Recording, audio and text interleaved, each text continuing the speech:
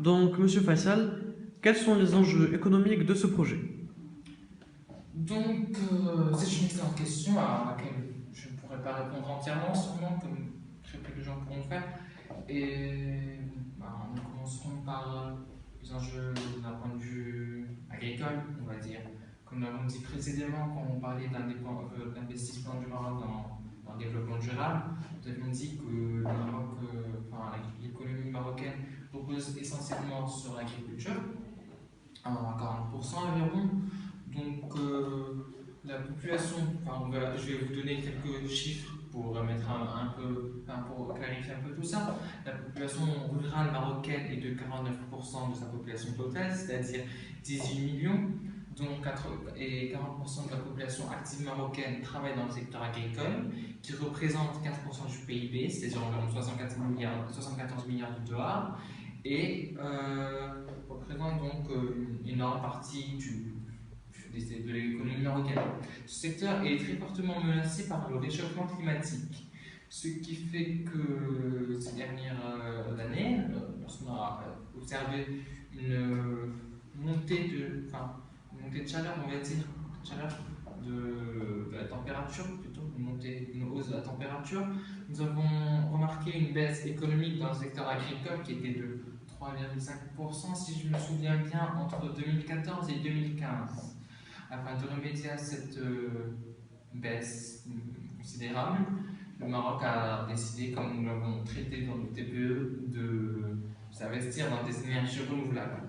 Énergie qui, d'ici 2030, devrait représenter 42% des énergies du pays. En gros, ce projet contribuera à baisser le réchauffement climatique et donc à ralentir la baisse économique dans le niveau agricole et donc à rehausser l'économie marocaine. C'est un point de vue agricole et ce point de vue agricole qui touchera donc à toute l'économie de notre pays. Donc dans cette deuxième partie, nous traiterons la dépendance du Maroc en énergie. Nous savons que le Maroc apporte 94% d'énergie, ce qui rend sa facture énergétique de plus en plus lourde chaque année, car cette demande est de plus en plus croissante. Nous pouvons voir sur le tableau ci-contre plutôt, avec une évolution du PIB et de la facture énergétique entre 2002 et 2011, données qui sont issues de la SIE, Société d'investissement énergétique, qui est le tiers de confiance, c'est-à-dire de l'État, plutôt le tiers de confiance de l'État, c'est-à-dire la société à qui l'État fera confiance pour signer tous ces accords en ce qui concerne tout ce qui est énergie. C'est donc la SIE, c'est donc le tiers de confiance de l'État. Dans ce tableau, nous pouvons voir l'impact qu'a la facture énergétique sur le Maroc, par rapport à son PIB, pardon. Donc nous pouvons voir qu'en 2002, le poids de la facture est de 4,3%. Donc en gros, la facture énergétique est de 19 100 millions de dirhams, c'est-à-dire à 2 milliards de dirhams, tandis que le PIB, lui, est de 45 milliards de dirhams environ en 2002. Intéressons maintenant à 2011, il y a 5 ans. La facture énergétique était à ce moment-là à 89 milliards de dirhams, tandis que le PIB était à 810 milliards de dirhams. Nous en déduirons que le poids de la facture est 11%, le taux du PIB, comme vous pouvez voir sur le graphique ci-dessous. Excusez-moi, j'ai des ordonnées qui sont pas très apparents, donc là c'est 0%, 2%, 4%, 6%, 8%. 10% et enfin 12%.